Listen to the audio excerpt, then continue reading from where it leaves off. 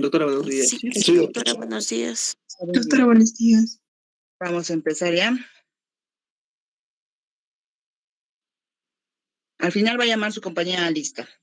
Bien, ¿ven las diapositivas?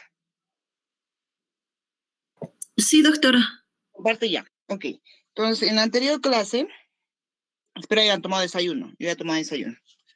En la anterior clase habíamos hablado de lo que es el tratamiento de diabetes tipo 2, ¿ya? Entonces, no voy a ahondar mucho lo que es el diabetes tipo 1 porque esto es tratamiento también de especialista, pero para que ustedes tengan conocimiento. Al igual que en la diabetes tipo 2, el tratamiento de una diabetes tipo 1, tiene que haber alimentación saludable. En este caso, estos pacientes, la alimentación que ellos van a tener muchas veces utiliza lo que es conteo de carbohidratos. Es decir, que vamos a contar las kilocalorías para, digamos, de acuerdo al peso, al peso y a la edad del paciente, vamos a darle una cantidad de, digamos, de carbohidratos, cuánto de proteína va a comer. Esto ya es manejando con el endocrinólogo. ¿Para qué? Para que tenga una adecuada, digamos, control de glicemia y lo otro es una cantidad adecuada, la utilización de una adecuada cantidad de insulina. ¿Ya? Entonces, eso tenemos que tener presente en estos chicos. Lo otro es la actividad física. La actividad física que los pacientes van a realizar igual es para poder, digamos, bajar la glucosa, ¿ya? Ambos tienen que ir. Y lo otro es la medicación. La medicación en estos pacientes, como hay un déficit de insulina, sí o sí tienen que utilizar insulina.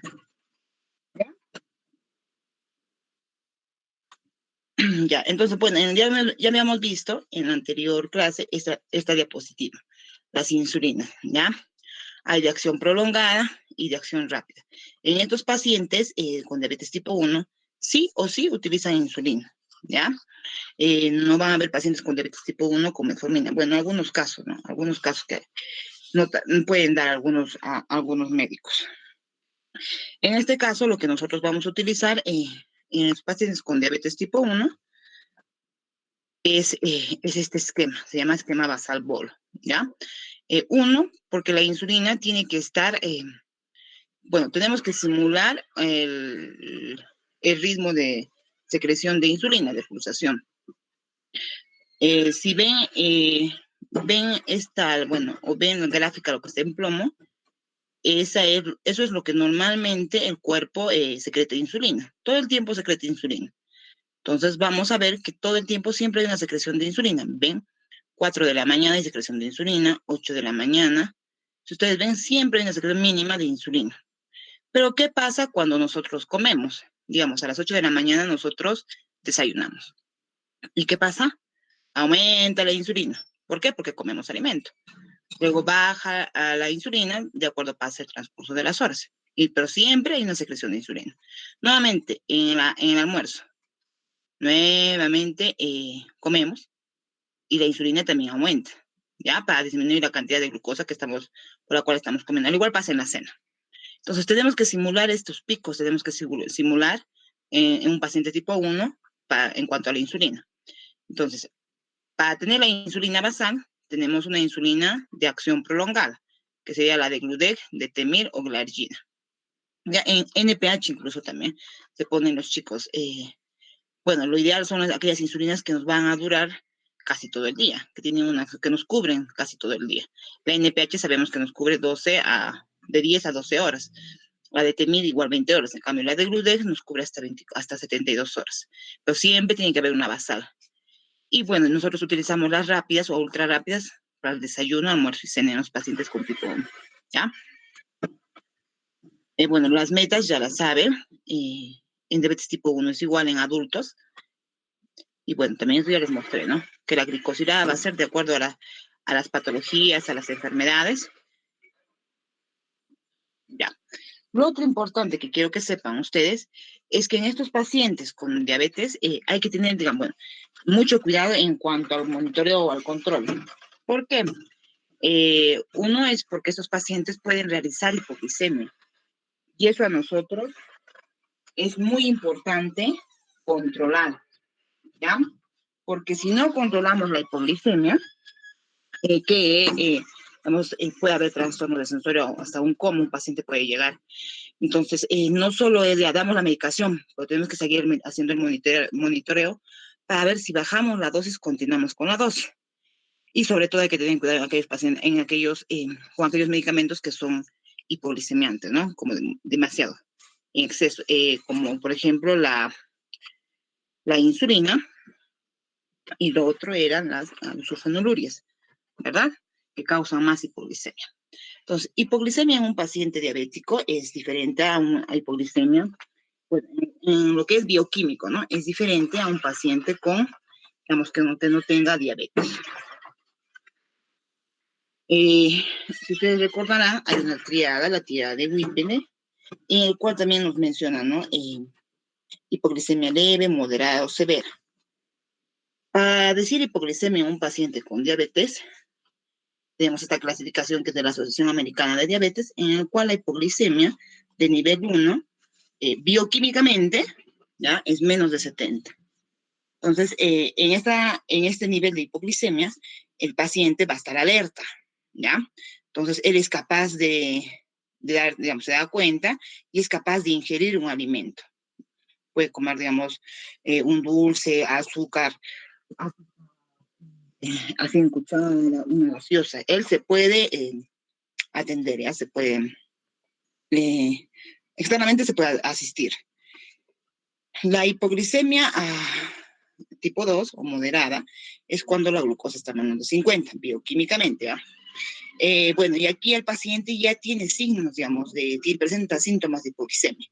Es decir, este paciente va a presentar sudoración, va a presentar mareo, cefalea, visión borrosa, tiene hambre, ¿ya? Y en esto el paciente, digamos, todavía puede atenderse, pero necesita siempre de alguien para poder, digamos, estar asistiendo. Y en la hipoglicemia 3, bueno, no hay un valor específico, más se va por la sintomatología. Es un paciente cuando ya tiene signos, signos cognitivos, tiene lo que es importante compromiso de trastorno del sensorio, no habla, no responde. Entonces ese paciente no puede asistirse, necesita la asistencia rápida de un equipo médico. Entonces esto es lo que yo necesito que ustedes sepan. En caso, digamos que pueda presentarse, ¿no? Hay esto, puede presentar una hiperglicemia, o muchos de los casos, pacientes diabéticos que tienen trastornos de sensorio puede llegar a su serum o al hospital y no sabemos por qué tiene trastorno de sensorio. Muchas veces pensamos, no, es un ACV, ¿no?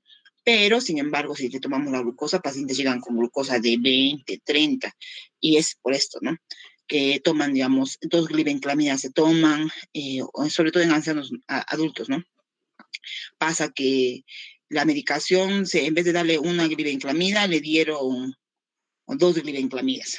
O en vez de ponerle 5 unidades de insulina, le pusieron 20. Pasa eso. Entonces, eso es muy importante que sepa. Entonces, ¿qué hacemos cuando un paciente tiene hipoglicemia? Lo ideal es darle de 15 a 20 gramos de carbohidrato, ¿ya? Que puede ser combinación con grasa y puede ser combinación con proteína. Entonces, ¿qué les vamos a dar? Bueno, acá ustedes ven la gaseosa. Gaseosa, doctora, pues entonces yo que no toman los pacientes gaseosas, ni azúcar, exacto. Pero es la única vez donde pueden tomar gaseosa con azúcar, ¿ya? Entonces, de 15 a 20 gramos, si ustedes ven un paciente que tenga una hipoglicemia, le podemos darle un vaso, digamos, de este frugo, que son 240 ml. Tampoco le van a dar pues toda la botella, se va a pasar hipoglicemia. Entonces, solamente un vaso. En caso de la Coca-Cola, igual un vaso, 240 ml, que nos dan 28 gramos casi. En este caso de este cifro son 18 gramos de azúcar, que es un vaso, y en caso de la Coca-Cola, de la Inca-Cola, igual, ¿no? Nos da un vaso. Es un vaso de Coca-Cola con azúcar. Porque una vez he visto que cuando un paciente le digo, ¿sabes qué? Dale un vaso de Coca-Cola y le han dado Coca-Cola cero. No, pues la Coca-Cola cero no tiene nada de azúcar. Entonces, este paciente necesita azúcar por la hipoglicemia. ¿Ya? Es la única vez donde este paciente puede recibir gaseosa, ¿ya? Eso en caso fuese de un paciente, digamos, que tiene una hipoglicemia de tipo 2, para, digamos, corregir más rápido la hipoglicemia. Y si el paciente puede comer, digamos, su glucosa de 69, 65, podemos darle, ¿no? Esta combinación, digamos, un chocolate de Supreme, esos mini, 2 rebanadas de pan integral, pan tostado, o 4 galletitas de estas galletas, ¿no? Claro, 4 galletitas. Muy importante es, digamos, nosotros vemos en la parte de atrás de los alimentos, lo que es la composición nutricional. Entonces ahí vemos cuántos gramos tiene de azúcar y de acuerdo a eso nosotros podemos también dar a nuestro paciente o decirle, ¿no? En caso de hipoglicemia que tú tengas, puedes comer tanta cantidad de esto. Esto era lo que me faltaba de la clase anterior. ¿Hasta ahí alguna duda, chicos?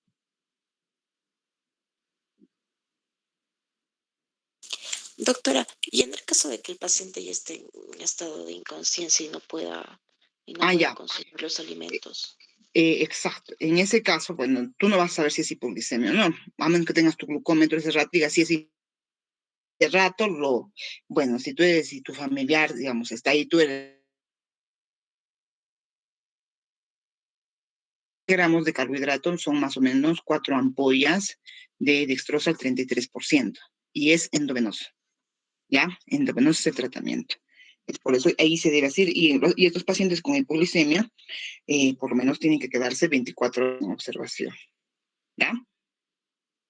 El tratamiento en estos pacientes es endovenoso. Doctora, ¿y en cuánto tiempo recuperan sus valores de glucosa normal? Ya, más que recuperar, digamos, van a ver esto, les comento. Hace un mes, bueno, yo estaba pasando por la emergencia y vi a una paciente que me dijeron, doctora, tiene hipoglicemia, ¿sí?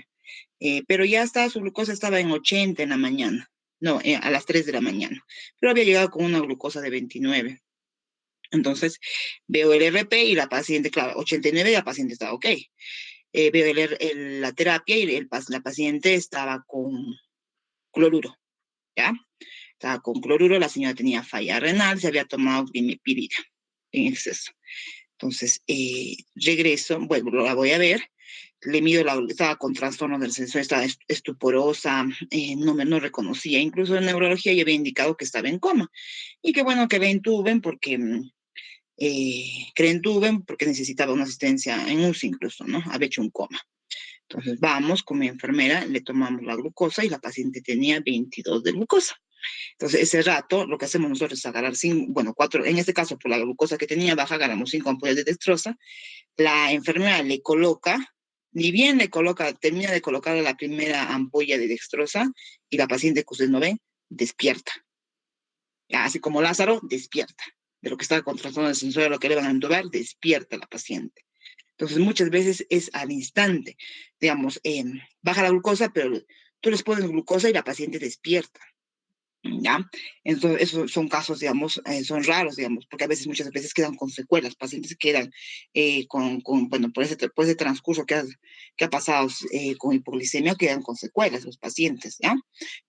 Pero muchas veces también pasa esto, ¿no? Que tú les pones la dextrosa y los pacientes despiertan y la paciente empieza a moverse, ¿qué? Intubación ni nada.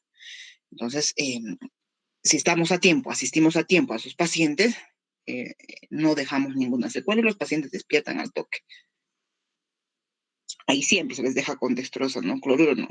Porque si la paciente con hipoglicemia tú le das más agua, más baja la glucosa. Ya.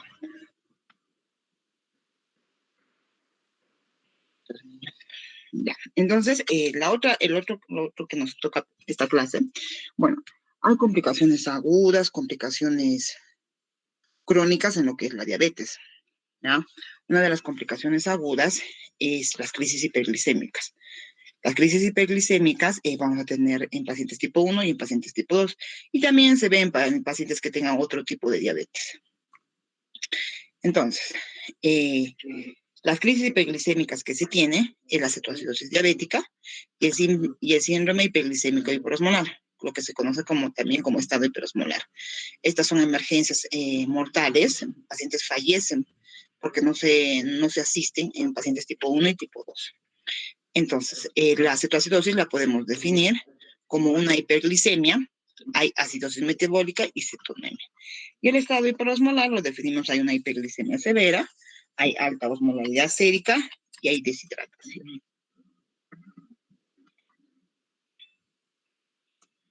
Ya. Bueno, en la primera clase, bueno, o en la en la clase de diabetes les mencioné, ¿no? Que de eso de la cetoacidosis diabética se había visto más en pacientes tipo 1 y eso se ve en los pacientes, digamos, en Europa y en Estados Unidos, en pacientes tipo 1. Bueno, y acá nos menciona que tenían 160,000 ingresos en el año 2017, ¿ya? Y bueno, y con el tiempo había también aumentado en países como el Reino Unido, ¿no? El estado hiperosmolar es menos común, eso es cierto, y representa menos del 1% de todos los ingresos relacionados con la diabetes. Digamos, entran 10 cetoacidosis y solamente vemos un estado hiperosmolar. Bueno, antes de que aparezca la insulina, la cetoacidosis era una enfermedad, ¿no? Lo vamos a ver por qué. Ya en el año 1921, en este año se celebra el descubrimiento de la insulina, son 100 años de la insulina, es algo maravilloso la insulina. Bueno, ha disminuido lo que es la mortalidad, ¿ya? Un paciente con cetoacidosis no se puede morir.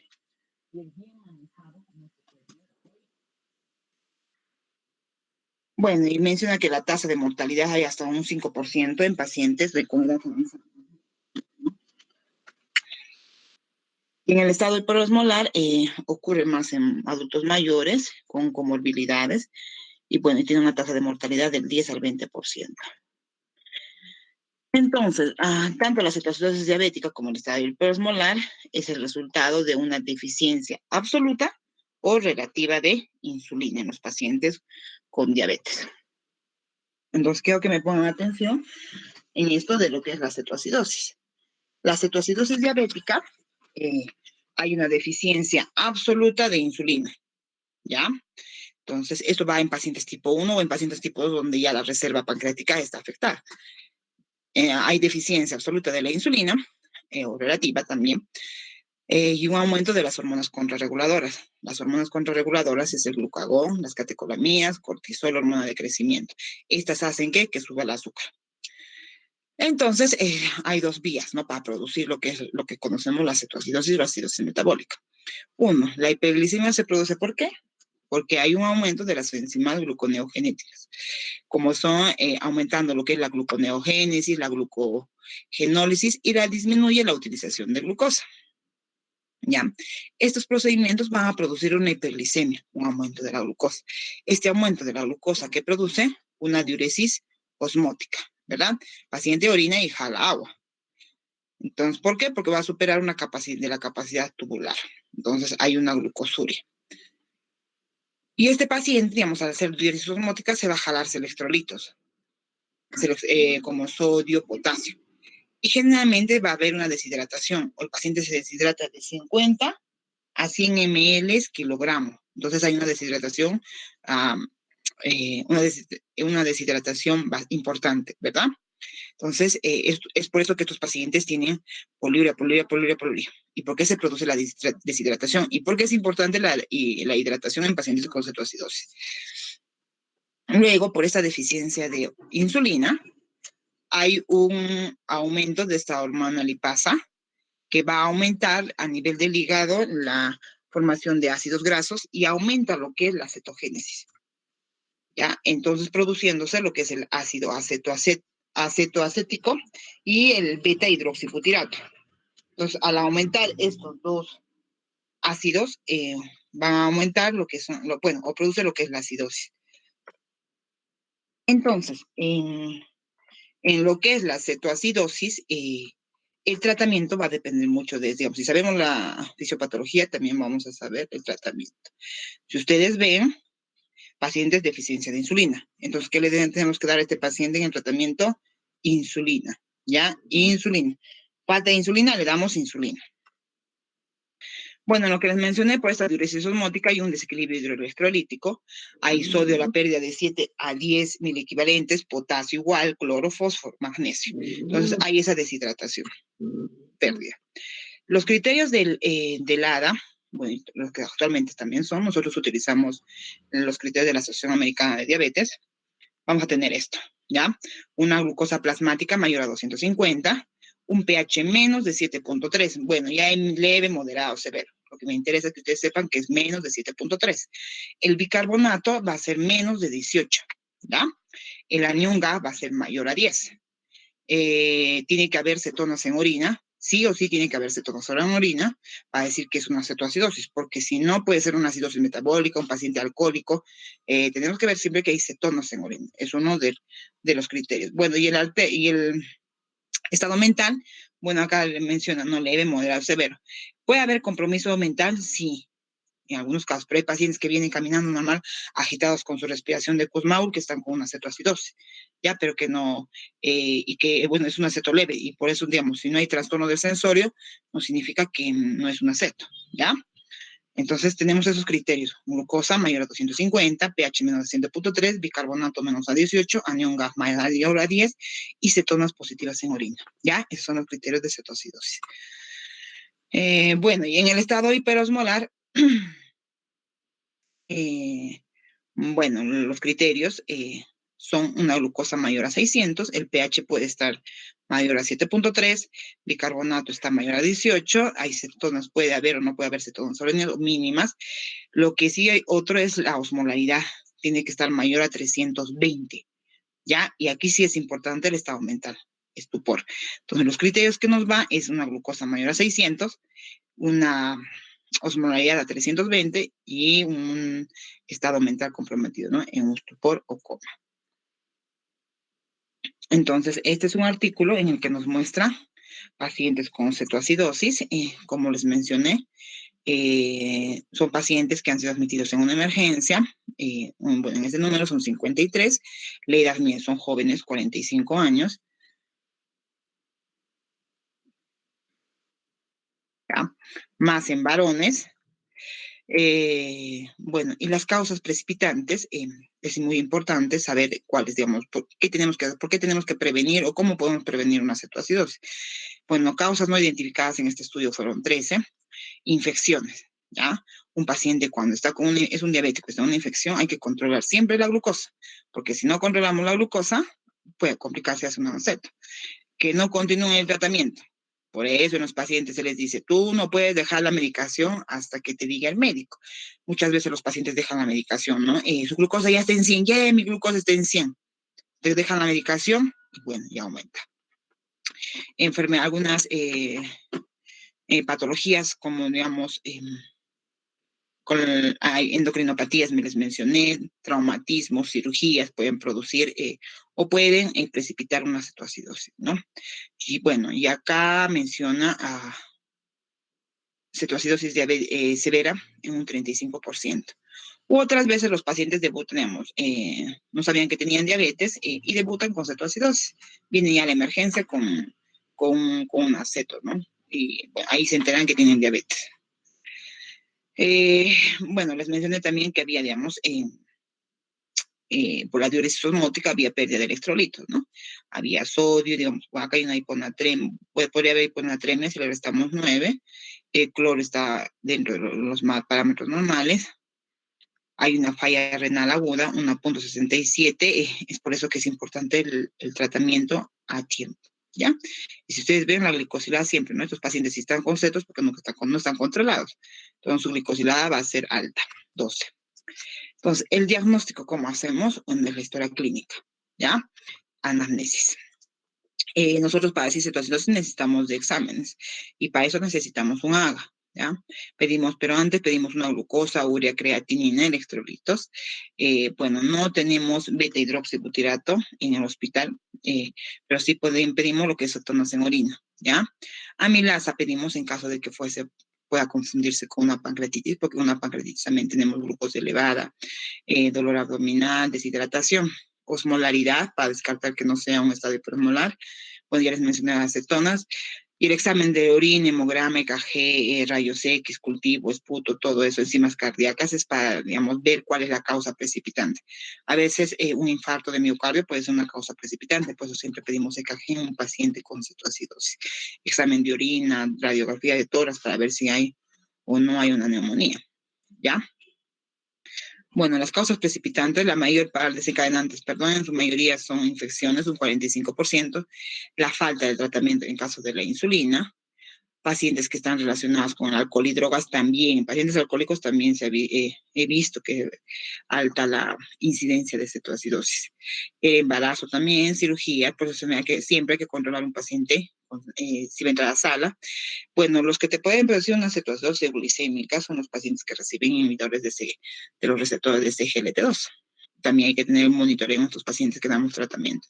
Las pancreatitis aguda, crisis abdominal, infartos, como les dije, ACV, drogas en fármacos, cocaína, el alcohol, traumas, tirotoxicosis, teocromocitoma.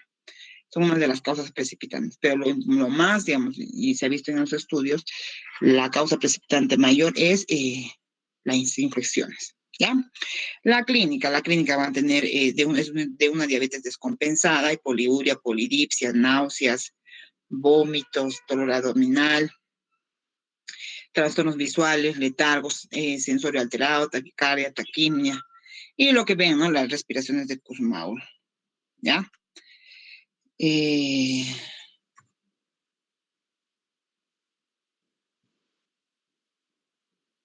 Bueno, esos son los síntomas de una hiperglicemia descompensada. Diagnóstico diferencial. El diagnóstico diferencial es la cetoacidosis de ayuno, pacientes que, digamos, no comen los que están en huelga, pero que realmente no comen, ¿no? 4 o 5 días, van a tener cetonas de ayuno. Pueden hacer una acidosis, ¿no? A los alcohólicos también, acidosis láctica, ingestión de salicilatos, metanol, y las fallas renales nos pueden dar o son patologías a descartar en un diagnóstico diferencial de una cetoacidosis, ¿ya? Eso es en cuanto a cetoacidosis, chicos. ¿Hasta ahí alguna pregunta?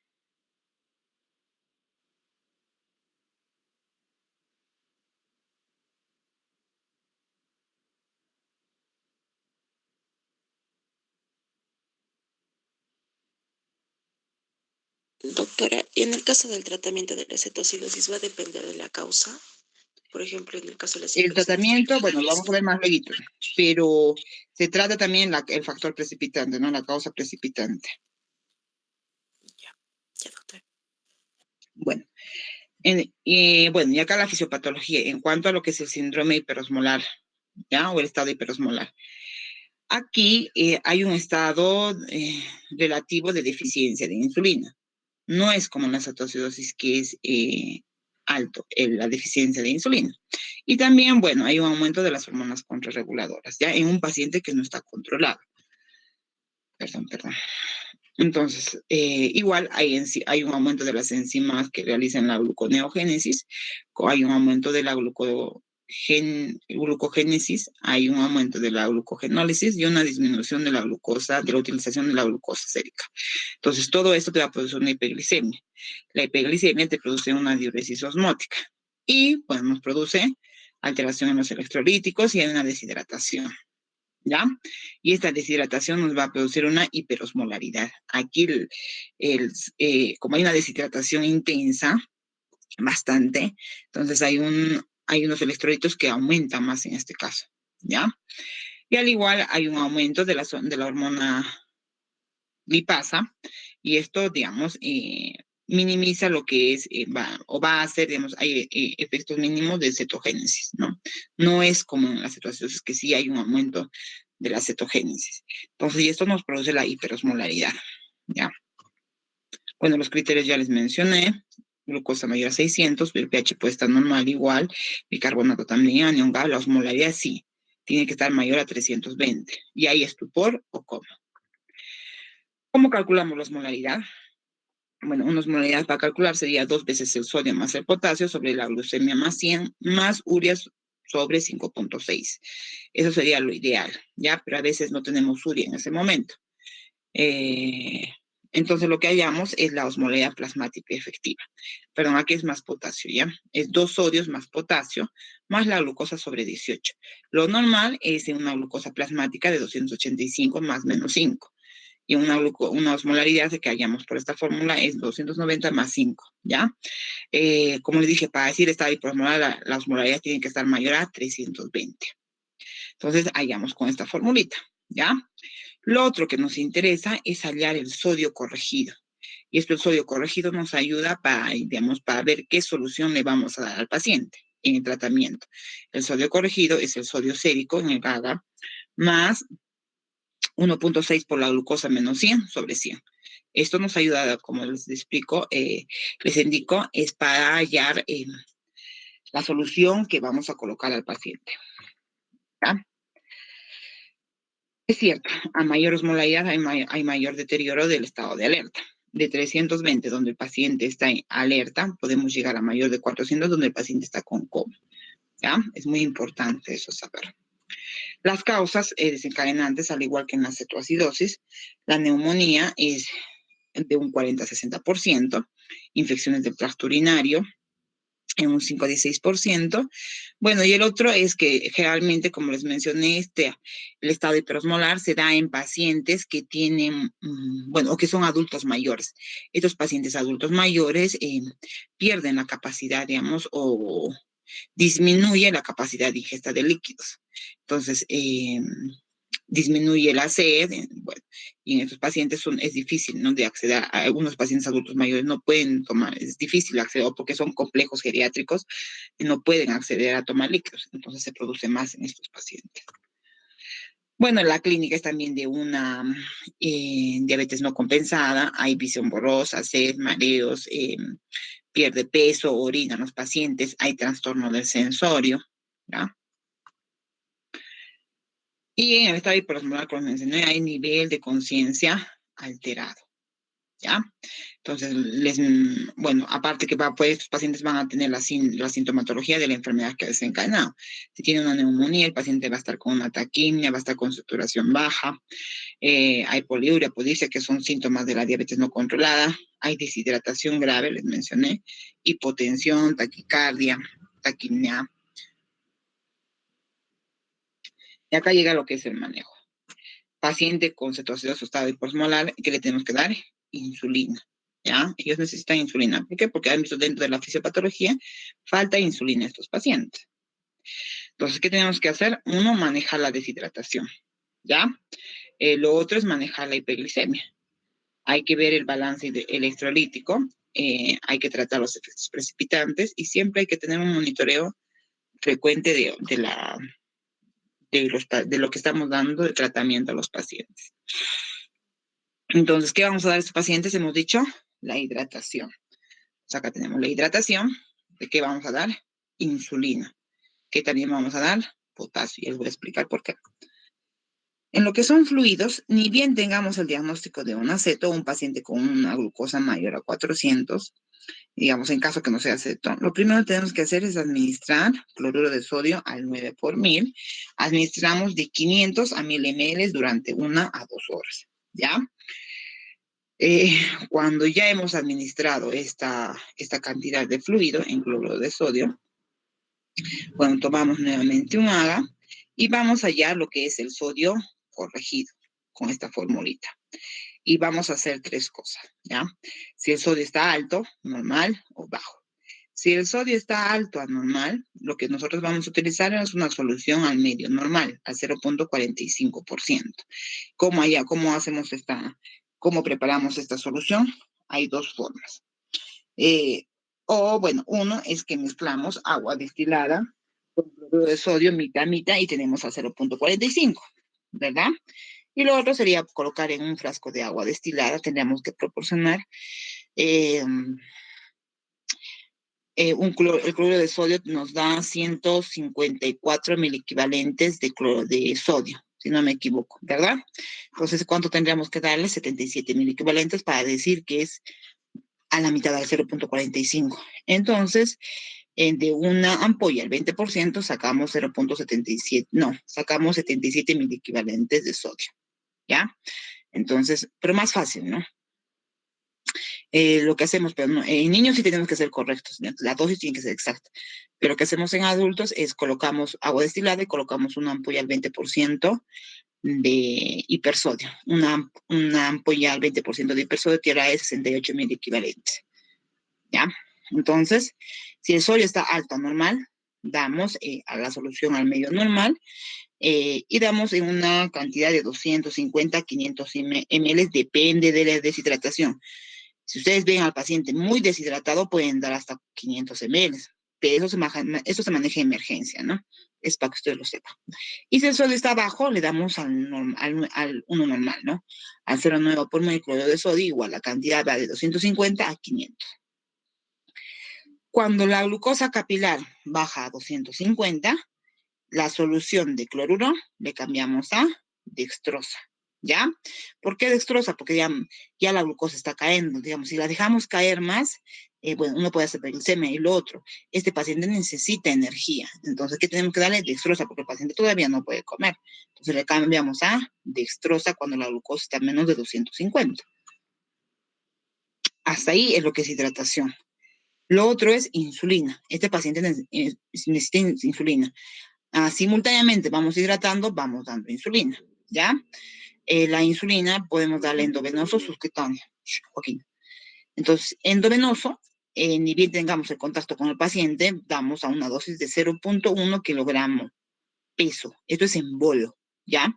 En bolo. Entonces, al paciente, si el paciente pesa 7 kilos, a 0,1, perdón, si el paciente pesa 70 kilos, a 0,1 sería 7, ¿verdad? Entonces, 7 unidades le ponemos endovenoso, está. Y luego preparamos una bomba de insulina. Le ponemos en infusión. ¿Y cómo preparamos la infusión? Es dar 100 cc de cloruro de sodio más 100 unidades de insulina. Y esto vamos a pasar a 0,1 kilogramo hora.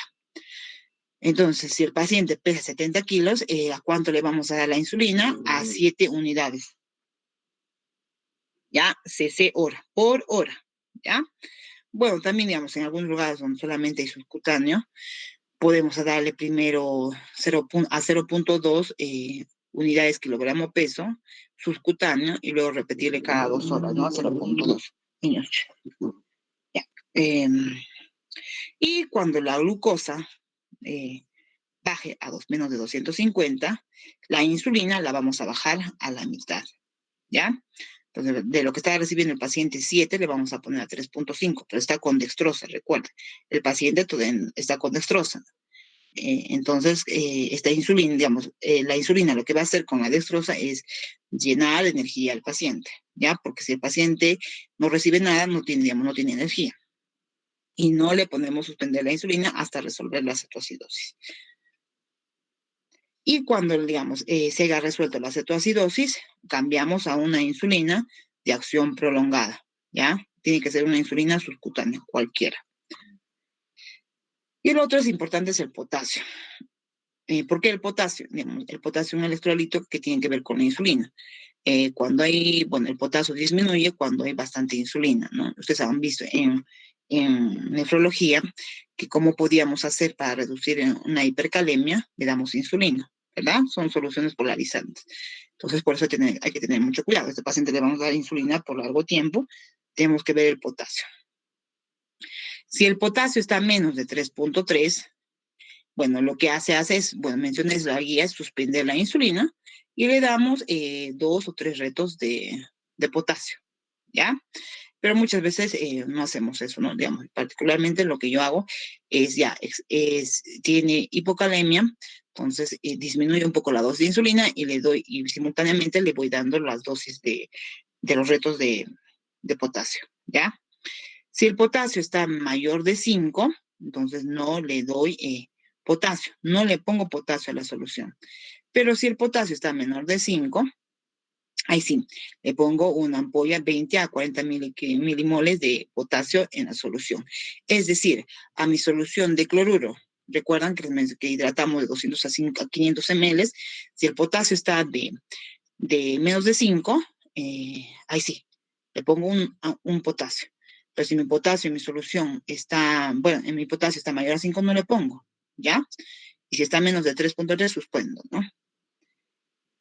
Y cuando ya hay transición, digamos, de la insulina de infusión a la insulina subcutánea, pues no le vamos a darle potasio, pero hacemos el control de electrolitos, ¿no? Bueno, habíamos visto que también había un déficit de fosfato de 5 a 1000 equivalentes, pero en los pacientes con cetoacidosis hay un déficit, sí, pero hacer reemplazo no ha demostrado, digamos, que tenga algún beneficio o mejor resultado. Solamente vamos a reemplazar cuando el fosfato esté de menos de 20 a 30 milimoles, ¿no? Uso de bicarbonato. El uso de bicarbonato, bueno, solo utilizamos bicarbonato cuando el pH está menos de 6.9, ¿ya? No ha habido ninguna evidencia de darle bicarbonato cuando el pH está mayor a 7, o aunque el bicarbonato esté en 2, 3, no damos bicarbonato. No ha demostrado ningún beneficio, incluso, ¿no? Ha demostrado que había, digamos, no había mejoría en algunos pacientes. Entonces, solo bicarbonato damos cuando el pH está menos de 6.9, ¿ya? Criterios de resolución de un aceto. Un aceto se va a resolverse, decimos cuando la glucosa está menos de 200 en 2 agas. El bicarbonato está mayor a 15, el pH mayor a 3 y la brecha de aniónica menor a 12. Pero más utilizamos nosotros esto, ¿no? La glucosa menor a 200, el bicarbonato mayor a 15 y el pH mayor a 100.3. Eso es cuando decimos que un aceto está resuelta, ¿ya? Bueno, y los criterios de resolución de un estado hiperosmolar es cuando la glucosa está menor a 300, hay una osmolaridad normal y el paciente está con estado de alerta normal.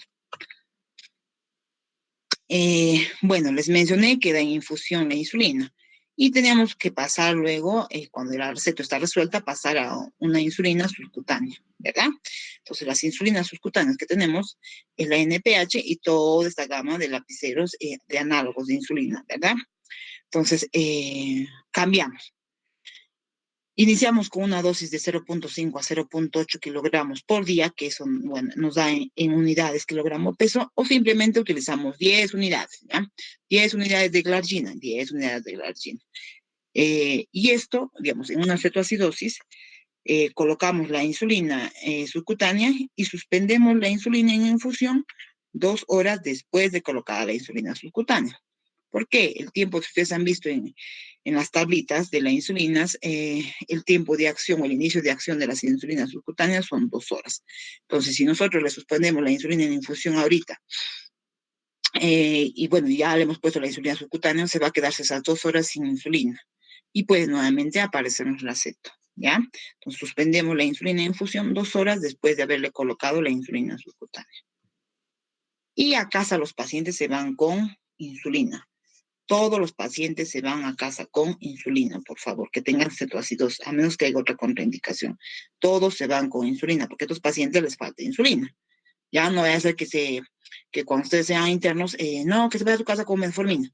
También se va con metformina, pero también tienen que irse con insulina, ¿ya? Porque si no, nuevamente los pacientes regresan. Ya, chicos, hasta ahí, ¿alguna duda?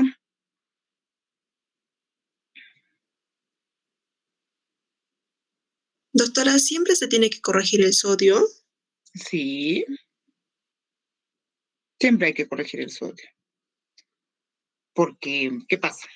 Tú no corriges el sodio y le das una solución normal al 0.9 y al rato vas a tener un paciente con una hipernatremia y un trastorno del sensorio. Ya recuerda que en un estado hiperosmolar tu paciente ya está con trastorno del sensorio. ¿Por qué? Porque tiene un sodio alto. Entonces, si tú le vas a poner una solución normal, le vas a producir más hipernatremia. Gracias, doctora. Doctora, el tratamiento que nos presenta es tanto para cetoacidosis diabética como para el estado hipermolar, ¿verdad? Sí, para ambas crisis hiperglicémicas. Ah, lo otro. Un minuto, chicos, un minuto. Mi perro. Un minutito. Esto de hacer clases de casa incluye a los perros. ¿Qué pasa cuando, digamos, tenemos un paciente con una glucosa de 600, tiene un pH 7.1, una osmolaridad de 320, digamos, tiene cetonas en orina y tiene trastorno mental? Entonces, ¿qué es? ¿Cetoacidosis o es estado hiperosmolar? Tiene ambos criterios, ¿ya? Entonces, en estos casos es un estado mixto, se llama. Y también se lo trata como una crisis hiperglicémica. Entonces, hay cetoacidosis, estado hiperosmolar y también hay estados mixtos. ¿Alguna duda, chicos, hasta ahí?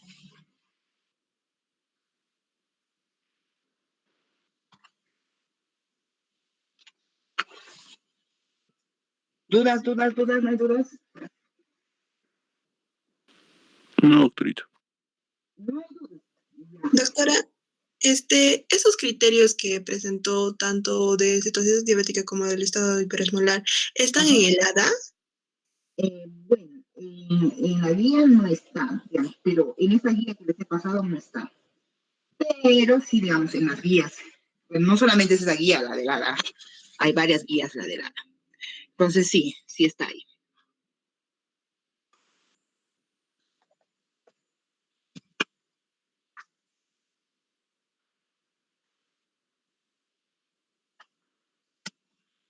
¿Alguna duda más, chicos? Para que vayan a tomar desayuno, por favor, tomen desayuno, tomen desayuno.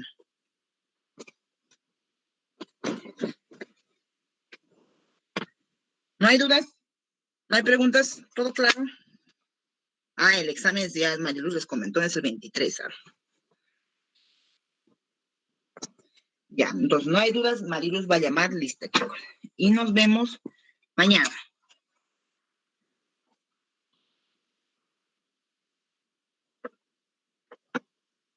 Está bien, doctora. Chicos, Ya, buenos días. Voy a comenzar a llamar lista. Aguayo González Carmen.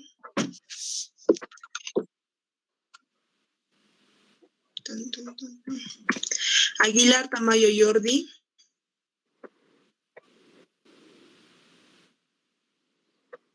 Aguilar. Jordi está ahí, Presente. está durmiendo. Ok. Presente, presente. Está bien, te escuché. Aguirre Vaca Renzo. Presente, Mari, buenos días. Buenos días. Alférez Vela Lucas. Presente, Mari, buenos días. Buenos días. Año Cusigualpa Zuleika. Presente. Ok. Barrientos Quispe Julio. Presente. Ya. Beltrán Salazar Luisa. Presente. Bolívar Silva Diego. Presente, Mari. Ok. Cala Cáceres Diana. Presente, Mari, buenos días. Buenos días. Carvajal Taco Pauli. Presente, Mari, buenos días. Buenos días. Coa Pro Fátima. Fátima. Bueno.